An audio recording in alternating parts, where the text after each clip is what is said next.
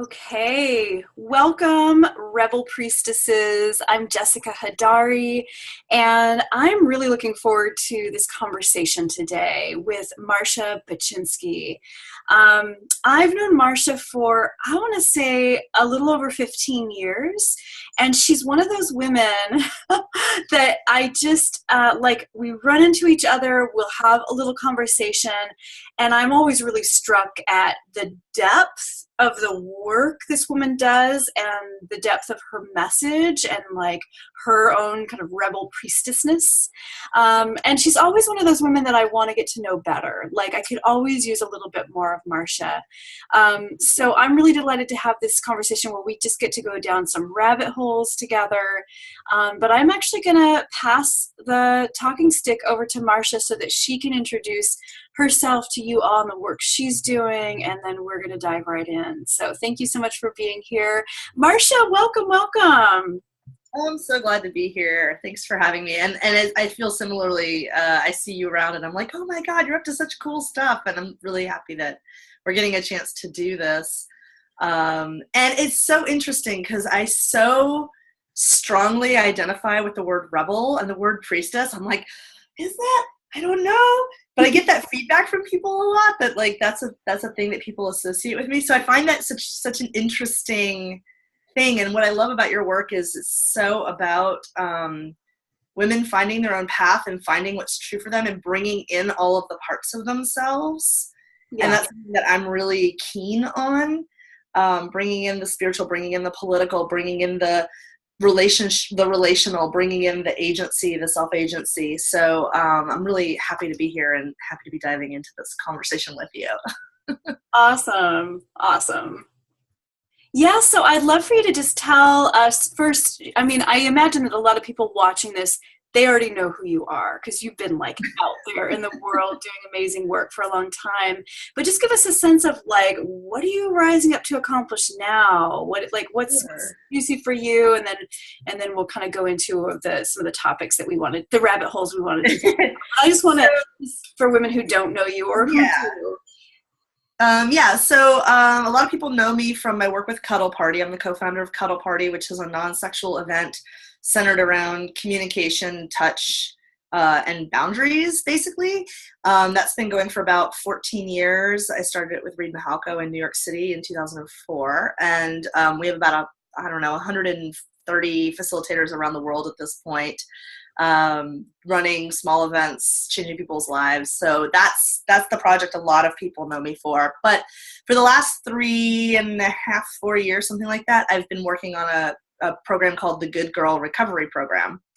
And at first glance, that doesn't necessarily seem connected to cuddling, but the thread that has run through all of my work, both of these programs, the workshop that I do with my friend Midori, my private coaching work, is how do you, in your body, know what you want, be able to speak up for it, and also be able to say no to things. And that is the thing that kind of ties everything that I do together, both what is your yes and what is your no.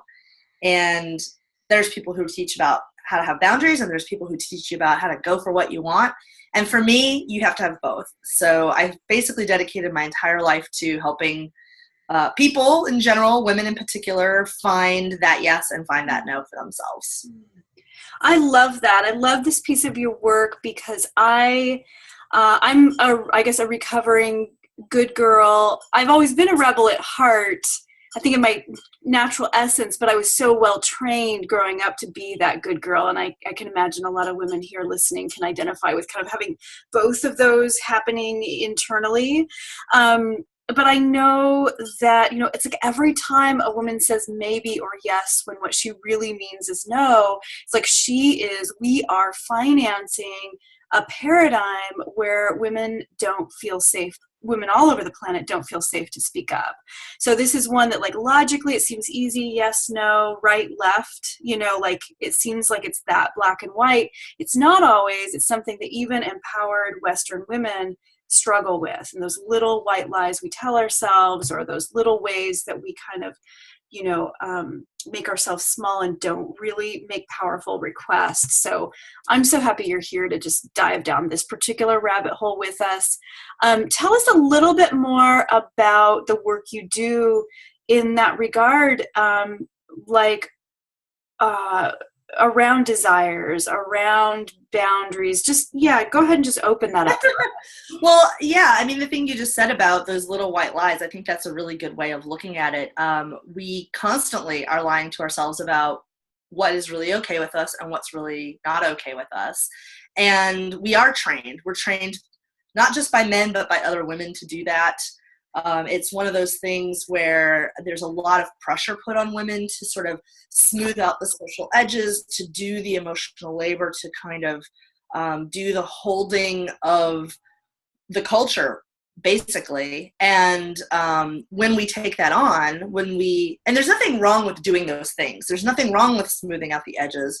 The challenge is when it's not a choice, when it's an obligation, and when we are not including ourselves in the formulation of what those edges are.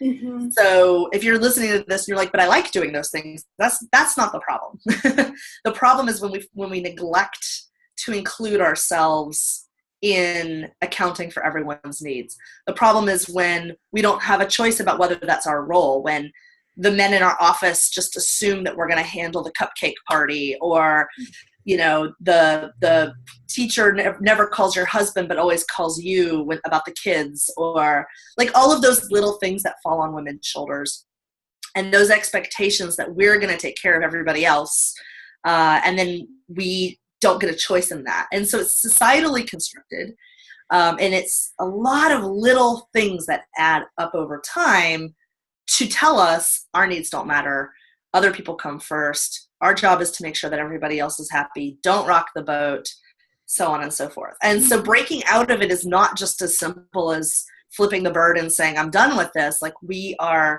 embedded in a system that expects it from us. And so learning how to navigate that isn't so simple as, I want this, I don't want that. It's, I want the outcomes of doing this good girl stuff. I don't want the work of doing the good girl stuff. I want things to go smoothly. What happens if I rock the boat? Am I up for that? Like, there's this constant complex calculation of what is the cost, what is the benefit, and a lot of that calculation often boils down to safety, like security, belonging, safety, love. And so it gets very complicated very quickly. And I think there's a lot of like online memes where it's just like, live your dreams and do what you want and all of that, which is lovely, but it's a little more complicated than that. It's a little bit more nuanced than that. Yeah. So, okay. Yeah. It's almost like that's just the surface, but what's underneath of actually living that, I can definitely, another identity is dovetails with a good girl is being like a hesitating rebel.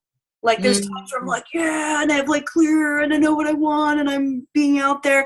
And there's other times that I feel like that hesitance within me. And I guess I wanted to maybe have you speak a little bit about like, how does all of this start? It all probably starts in our minds, but also our bodies. And since you have so masterfully created the Cuddle Parties, which is like real life, am I a yes, am I a no, in an embodied way. I guess I wanted you to speak about like the embodied boundary, yes, no situation. Yeah, it was interesting. I was giving a talk to about 50 people last night, and somebody asked me, they're like, God, you seem so clear. And I was like, participating in about 1,000 cuddle parties really does give you this somatic experience of knowing what it feels like in your body when you're a yes and knowing what it feels like when you're a no. One of the core things that I think for me has been transformational is really embracing the mantra of, if I'm a maybe, say no. Like, because a lot of times it's not a very clear yes or no. A lot of times it's in a second we're doing all these mental calculations of, well, what if I upset him, and what will people think of me if I go for it, and what if, we're doing all of this stuff, whether it's in a one-on-one interaction or putting ourselves out there for our businesses or asking for a raise or whatever it is. It's like there's a lot of different levels things are happening at once. So when a request is coming to me, when it's somebody else's desire, I'm like, okay, if I'm a maybe, I'm gonna say no. And when it's something coming from me going outward, the way I handle it is if I'm a maybe, I say yes, or I try to say yes. Because that starts to shift the balance of reacting to other people from a messy, unclear, mushy place that takes up all the space in my life because I'm saying yes to all these things that I'm not really a yes to, that other people are bringing to me. And it creates space for, I want this thing. Okay, I'm scared. I'm timid. I'm going to take a step towards it even though I'm scared and timid. And there's room for it rather than, because it's so easy to fill the space in our lives, our time, our energy with, I don't know, I'll just do that because I'm afraid of what will happen if I say no. So the first skill is learning how to say no, and then the second skill is learning how to say yes to yourself. And when we say no, it's a yes to something else. And really practicing every no is a yes to something else. Every no gives other people clarity also about how to navigate their world when it comes to us. So like the example I give a lot in Cuddle Party is, let's say, Main Street is this way, and somebody says, oh, is Main Street that way? We don't feel bad about saying no. Like, no, it's this way. So when it comes to ourselves, it's the same thing. We're teaching people how to navigate us. And so when we give people that clarity, that's actually kind. It's generous. It's respectful. And it does require that you trust that they'll hear you or not harm you if you say no. And that's where like workshop context can be really helpful for practicing that, because some of us did grow up in contexts where our no wasn't respected or we were violated.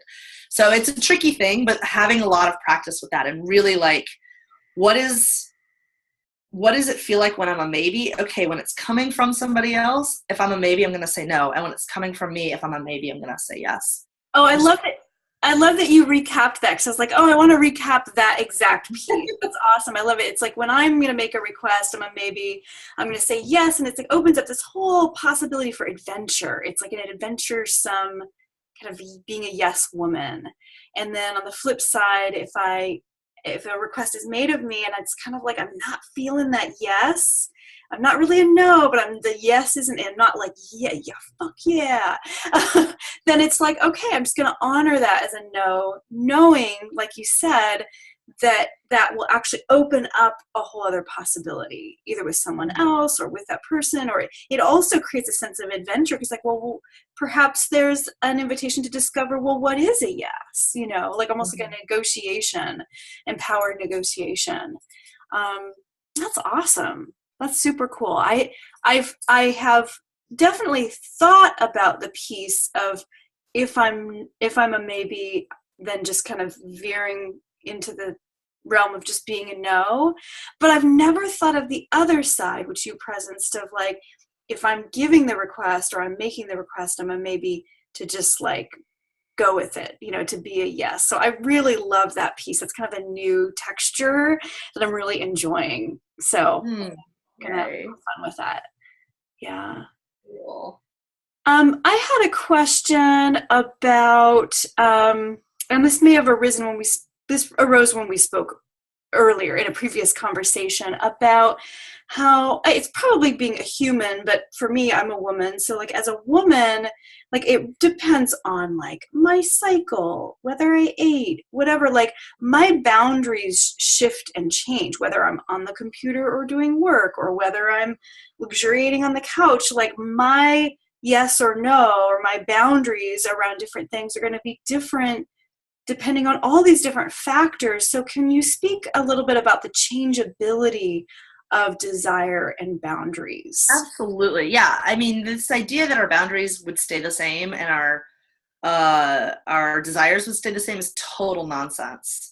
And I do think absolutely hormones affect that. But it's true for everybody. I mean, we're operating inside of our own experience as women, but I've talked with so many men, and this is also the case for men. Like there's this belief about men that, you know, they always want sex. And then I talk to men and they're like, but I don't always want sex, and I don't want the expectation that I always want sex. And why do women always think that I always want sex? And I'm like, I don't know. It sucks for everybody that we think that other people are static. We're the changeable ones, and we think that other people are static. And that's just not the case. Yeah. You know, context matters a lot.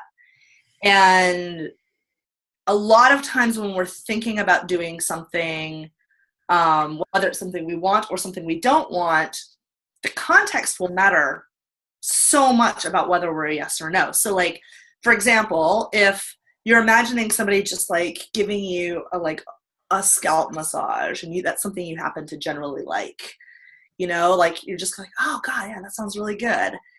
And then you imagine it being your partner doing it. It might be like even adding a little bit of sexiness or like charge or just like comfort or safety or whatever. But you take that same scenario and you imagine it being, you're sitting on the bus and a stranger comes up behind you and just starts massaging your scalp. Like, that's creepy. Like, that's not okay. So we talk about things as though the context is the same, but the context matters tremendously. And I see this a lot with my clients when I'm helping them figure out relationship boundaries or sexual explorations. I do a lot of work with people around sexuality and relationships. And everybody's always focused on the activity. And I'm like, what context is this occurring inside of? You know, if people are talking about trying something new in bed, and you know, the context one person is imagining is like, it's the same as we normally do. Like at the end of the day, you know, the kids are in bed, like, you know, we've had a long day at work and we're like getting down at 9:30 and we're exhausted, and you want to try what? No, I'm not into that. Like, the other person's imagining like, okay, we'll make it a special weekend and it'll be like our new thing and we'll like create a container, but no one's saying the context that they're picturing in their heads. Then one person's pushing for it and the other person's not, and you're not even talking about the same thing, right? Or, you know, you're picturing an experience, I don't know, with your in-laws, right? Like one of you is like, no, God, no, they're not staying at the house. And the other one's picturing that they're staying at the house. Like your boundaries might be very different depending on what you have in your head. And so we're talking about the activity. We're talking about the new sexy thing, or we're talking about the in-laws coming. And there's all of this unspoken context. You know, if I picture a tree and you picture a tree, the odds of us picturing the exact same tree are really low. And tree is a really simple concept. So context matters a lot for figuring out what our boundaries and our interests are going to be. And yeah, I mean, we're also bags of chemicals. Like we need food, we need water, we need rest, we need, you know, when my testosterone is up because I'm ovulating versus when my testosterone's down because I'm bleeding, like I'm going to have different interests in sex. Like when my progesterone's crashing, I'm like, you know, like there's all of these things going on all the time. You change birth control, you change, you know, you're going through menopause, you're pregnant, like that is all going to affect it. And that's true for men too. I mean, not the menopause part, obviously, but we're all bags of chemicals. And so, you know, stress and exhaustion and hunger, all of these affect what we're into. And Maslow's hierarchy of needs, right? Like you've got this pyramid of things at the bottom that you kind of have to take care of in order to go up. And, you know, that we're constantly bouncing throughout the day between this different levels of our needs. And so it's really hard to be like expansive and creative and generous when we're like, I need to eat something right away or I'm going to kill someone. Yeah. And then you eat and you're like, oh my God, I'm a human again. Now I can focus on other things I want. I definitely find that I'm much more amorous and adventuresome and, you know, not only sexually, but just, you know, more touchy-feely when I just have a lot of space and I've been engaging in my self-care. And even if I have a lot of space and I've been engaging in my self-care, if I have like a big event coming up or something like I'm holding something psychically or energetically or otherwise, I have less capacity. I'm not as proactive about being affectionate. I'm not as sexual. I'm not going to initiate as much. So I can definitely identify with just that, like, I'm on a mission right now as well. And so I'm just like, it takes a little bit of switching gears. Totally. there was something I wanted to ask you about. Well, let me ask you this. So this is a kind of both ends of the spectrum. Like, what's at stake if women continue down a path of just not really honoring boundaries, or not asking what they want, or maybe not honoring their changeability? Maybe there's different things that you want to speak to. So like, what's at stake if women don't do that work, I guess? And then on the other side of the spectrum, like, what's available when women do? Mm-hmm. So there's a lot at stake, actually. And it's not just for us, it's actually for the larger culture. When women are not speaking up about what's true for them, the people around them, men and women around them, have completely false expectations of what's reasonable to expect from you individually and from women at large. And, when a group of people is lying about what's true for them, everybody thinks Main Street's in the other direction. And they're all like, oh, well, this is a totally reasonable thing to expect, that you can do it all and have it all and not die and not be crushed under these expectations. And I've watched, like, there are entire suburban neighborhoods of women who are like dying under the weight of all these like little nuance, like, I've got to have a hot body, and I've got to get, the cupcakes made just right for the PTA, and I've got to like show up for this political meeting, and I've got to be all these things, and they just can't do it. The expectations are set, by Pinterest or whatever, and everybody's amping up all the time. So when we don't say, like, I can't swing this, if we don't tell the truth about our depression, our anxiety, our boundaries for whatever reason, our lack of interest in pursuing things, our desire for like spiritual fulfillment or sexual fulfillment or what have you, and we're chasing all of these things to fit in where everybody else is also chasing all these things to fit in, we throw the word empowerment and disempowerment around a lot, but it is deeply, in the truest sense, like disempowering for a group of people, because we are not being honest. And the word authenticity gets thrown around a lot too. And there's a thing about integrity and truth that is really important to me. And I watch how much it just takes us away from relationship. It takes us away from the things that really matter to us. It takes us away from intimacy. It takes us away from engaging as citizens. We become consumers rather than citizens. So there's very big costs. It teaches our children that this is what we can expect from women. Like, so there's a lot of costs. It's not just to ourselves, it's to the society as a whole. So that initial step to step out of it feels terrifying, because maybe you're in a circumstance where this is how I've always seen all the women around me act. But I bet you they're all strong. I mean, Betty Friedan wrote about this in the early 60s. It's the problem that has no name. It's this expectation that we're supposed to be happy with these lives that don't really serve us, that aren't really meeting our needs as human animals, as women, as mothers, as wives, as citizens. I mean, all of the levels that we operate at. So there's a huge cost. On the other side of it, however, well, I mean, there's just a lot of stuff you can stop doing that you didn't want to do in the first place, which is like a big plus. You have all this energy. One of the very first exercises I give my students in the Good Girl Recovery Program is make a list of 50 things you're tolerating, going along with, or enduring. And then pick the ones that are the easiest to stop. And there's this snowball effect that you just start having all this extra energy. You're like, wow, I didn't know that creaky door that just irritates me just that much was having that much of an impact. So I oil the door, or I change the door frame, or whatever I have to do to solve that problem permanently. It's a little thing that I've been putting up with. I didn't know that every time I open my closet door and see all these clothes I don't like that make me feel crappy about myself, that was weighing on me. It's such a little thing. But we let those things go because we're trying to perform, or we're just overwhelmed, or we don't recognize the costs. And when we start addressing those things that we're tolerating, like Oh, I suddenly have more energy. Oh, I feel more engaged. Oh, I feel more relaxed.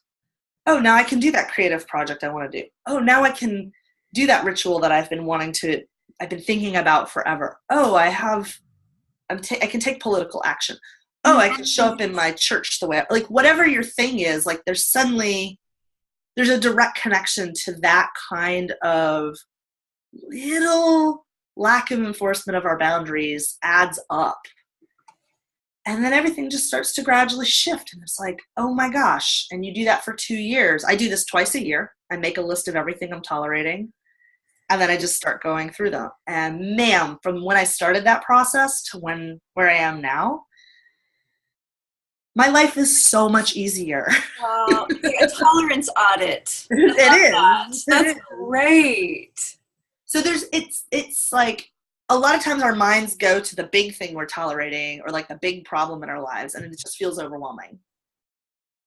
Or like the big issue you have with a friend or the thing you hate about your kid's school or whatever that's just like really loud. But those little things, freeing up from those little things, it gives you the energy to address those bigger things. Well, one thing I wanted to, and then we can talk about the other end of the spectrum in just a moment of like what's available when women are doing the awesomeness. But just something you just said, I notice that those little things, or even like there's things that my partner does that actually don't annoy me. But when I haven't been taking care of myself, I haven't been honoring my boundaries in other places, I've been saying yes too much, or I haven't crossing my personal boundary of self-care and like not, doing the things that I know I need to do to like keep sane. It's almost like I've crossed my own boundaries. That he'll do these things that don't annoy me, but they become annoying.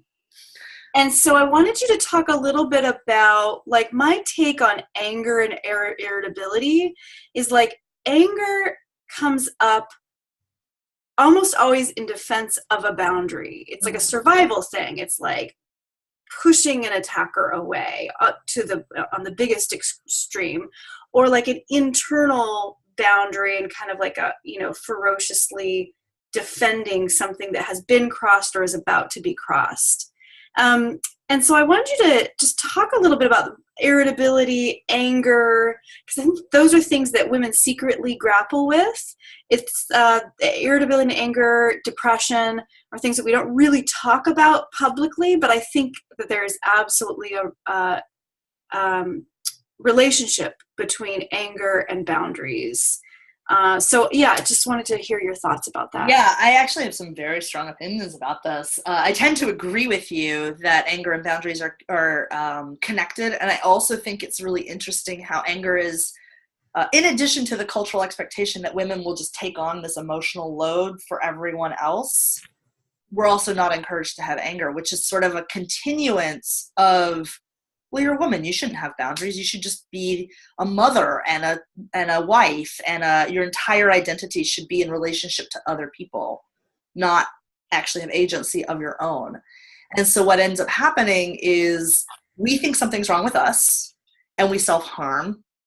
We get depressed. We go inward. We attack inward, and we think that we're the problem. And so when I'm working with my students, a lot of it is I'm too much. I'm not enough. I'm too much. I'm not enough. I'm too much. I'm not enough. And there's that going back and forth between those two things, because the thing that's missing is, no, fuck you. I don't want to do this.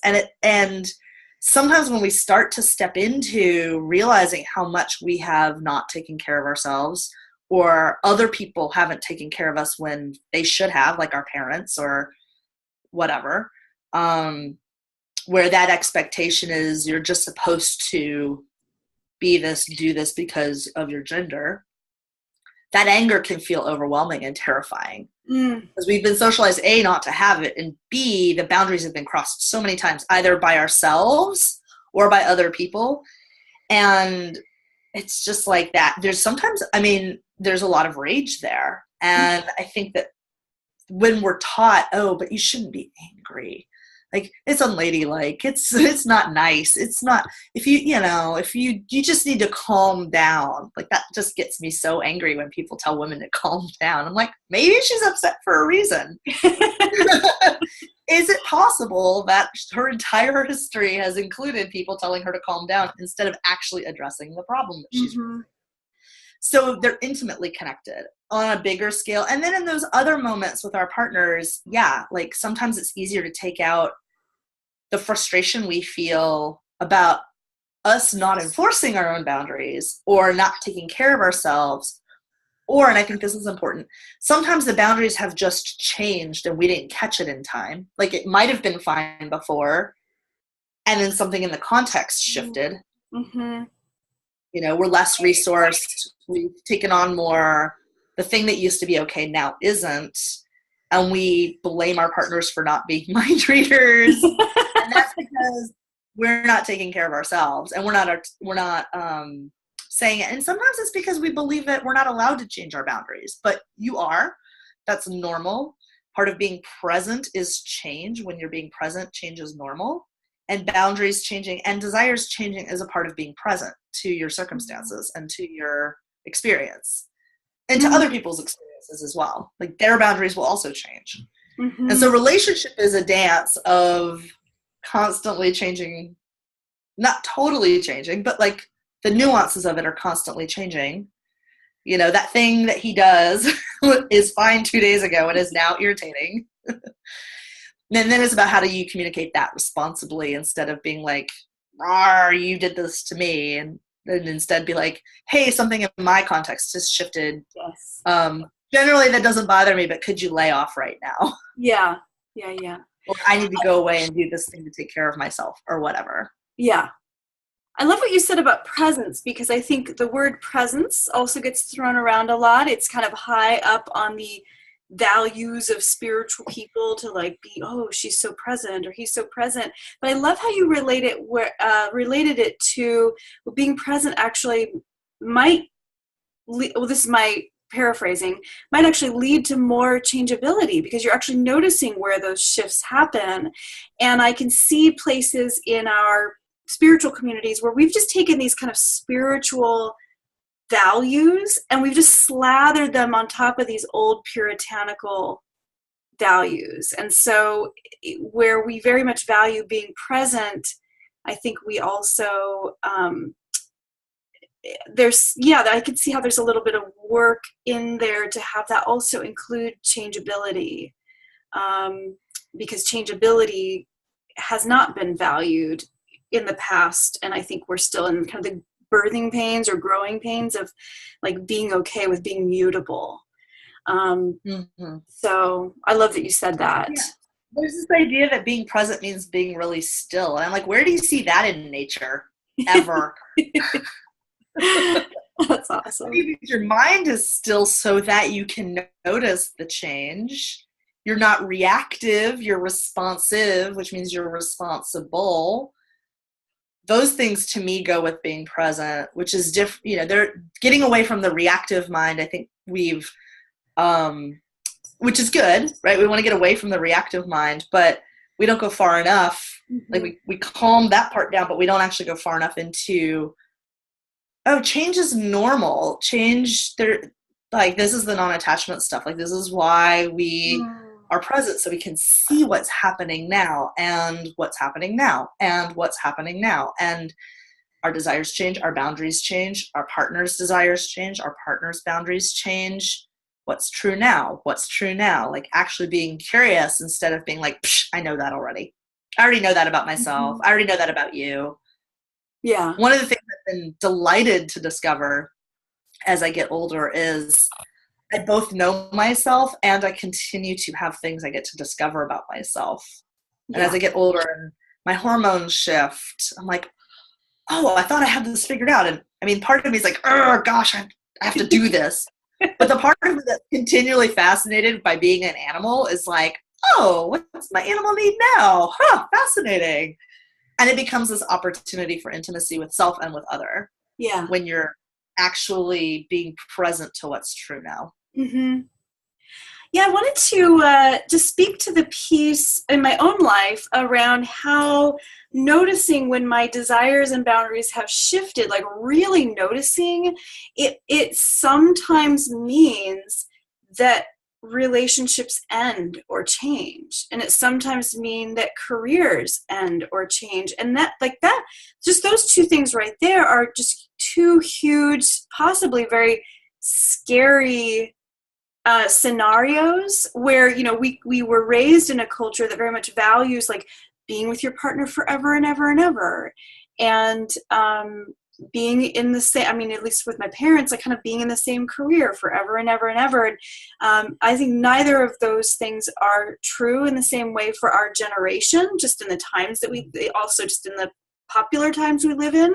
But I think also for people who really are recovering from being good girls and really willing to speak up and really willing to have their bodily autonomy and their autonomy of desire and, you know, everything we've been talking about, it means living a life that requires a lot of courage.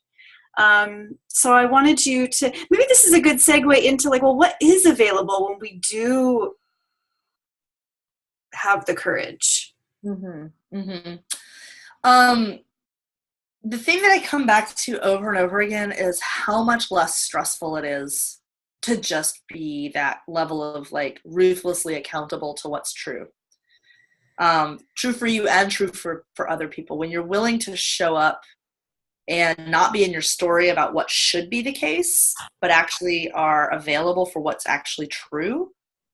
There's something about staying in the story of what should be the case. We should be in a job forever. We should be with our partner forever. I should be nice. I should be other than what's true right now. It's exhausting. And when we step away from that, there is an initial period that is, I'm not going to lie, it's especially if you've been doing the good girl for a long time, there's a period that is often really rough. And a lot of my clients have sort of had to, like, they've gotten thrust into it because it has just been unsustainable for them in some way. Like the big relationship ended, the career that they worked so hard for is so painful to them because they never wanted it in the first place. They were pursuing the should. Mm-hmm. So a lot of times when clients come to me, they've hit the point where it's just unsustainable. And so they have to do something different.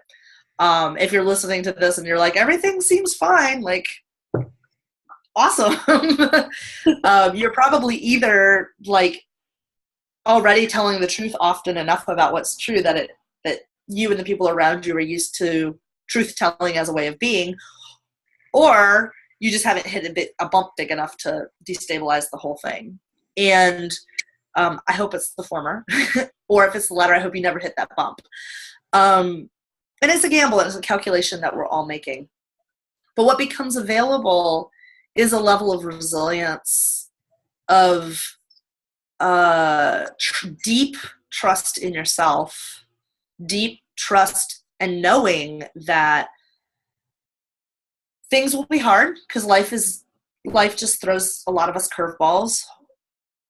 But I know myself to be able to get through it because I'm not trying to uphold this artificial structure. And when I can step into, okay, now I have an illness, I have cancer, I lost my job, my partner left me, or I'm leaving my partner because the whole relationship was built on this false expression of who I actually am or who they were. I don't think people, when they're really actually being truthful all the way along, I don't think they change very suddenly. Mm-hmm. It's when we try to uphold a should, and then that becomes unsustainable. That's when those drastic shifts happen, and the relationships like crumble, and like there's just this deep anger and all of this kind of thing. I think when people are honest, the shifts end up being more gradual and less painful. Mm-hmm. At least that's been my experience and what I observe with my clients. It's like the permanence may not be there, but the love can continue. There's more stability in transition when the truth has been being told the whole time, about self and about other. So there's a different kind of peace that's available, and there's a kind of resilience and a kind of power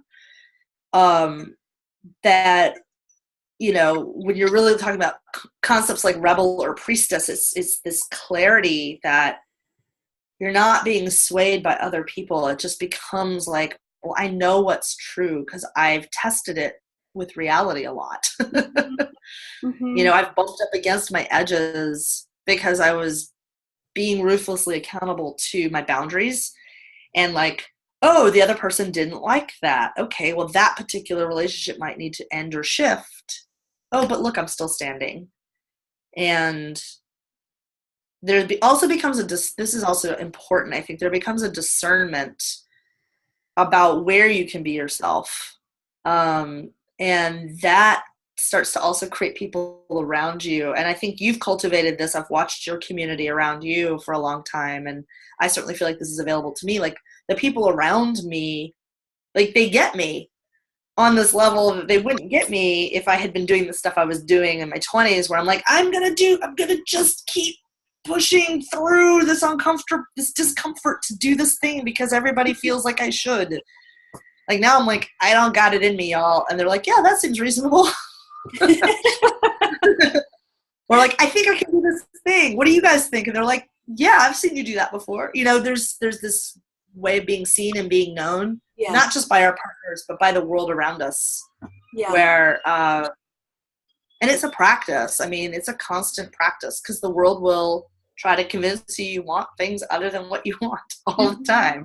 Mm-hmm. Because it's convenient for other people for us to want things that are different than what we want. It's convenient for people we date. It's convenient for friends. It's convenient for our parents. It's convenient for people who are trying to sell us stuff. Yeah. Yeah. So, yeah. So I think that you have a free gift that folks can claim right here as they're watching this right here on this page. So I wanted to just give you a moment to talk a little bit about that. Yeah. So if you go to goodgirlrecovery.com, there's a free ebook. It's called Good Girl Gone Bad, and it's got 5 ways that you can tell if the good girl's running your life secretly and what to do about it. And it includes the tolerations exercise that I mentioned earlier. So yeah, you can just go to goodgirlrecovery.com, put in your email address, and get it. And it's free. And then you might get emails from me when I have my act together enough to send emails.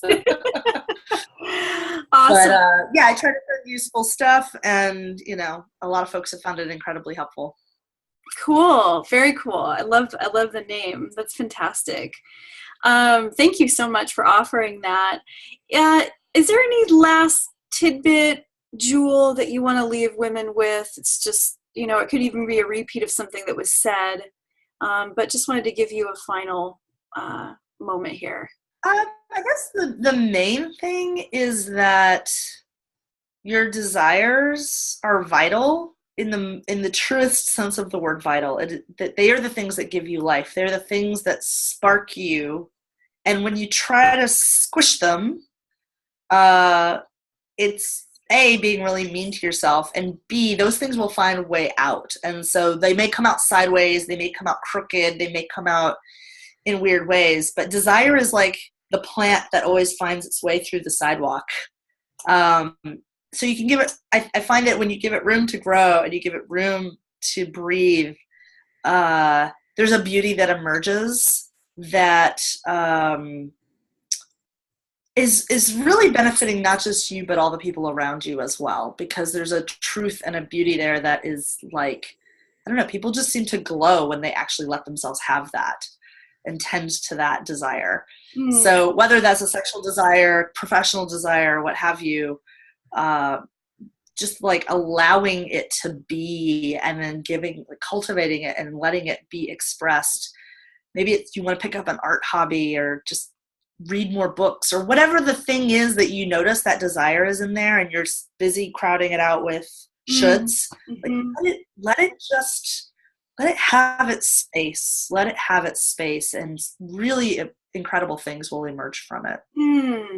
I love that you use the word space. I definitely agree that space and engaging in creative activities that oftentimes like that I do have experiences of like like literally feeling more libidinous. So on that kind of desire, like I actually will feel more sensation in my pelvis when I'm engaging in something creative, or I'm just like taking space to take a bath or just like sit without multitasking. But also I get what I call downloads, but it really is just arising desires and like clarity of vision, like that in those creative space. That is where I like receive my answers. And those are directly tied to like, yes, oh, I want this, and I want this, and I want this. So I love that you're talking about living a desire guided life, and that's super juicy. Yeah. I love that. I love seeing people do it. Awesome. Well, thank you so much. It's always a pleasure to hear about the deep work that you do with people and kind of the vast work that you have done with many, many, many people. So it is such an honor to have you here. I have a little bit of like, oh, she said yes to being here. So I'm super happy. So I'm glad that you were a yes to this. And I'm so looking forward to women listening to this, and also to them being in touch with you and claiming your gift and just taking that step to just be in your sphere more. Absolutely something that I want. So thank you so much. It has been my pleasure. Thank you so much for inviting me. And I love that you're doing this, and I love the people that you have around you. I think it's just an incredible collection of awesome women and awesome folks who love them. So it's a delight to be here. Thank you. And thank you all for being here. We're going to sign off. So have a beautiful, beautiful rest of your day.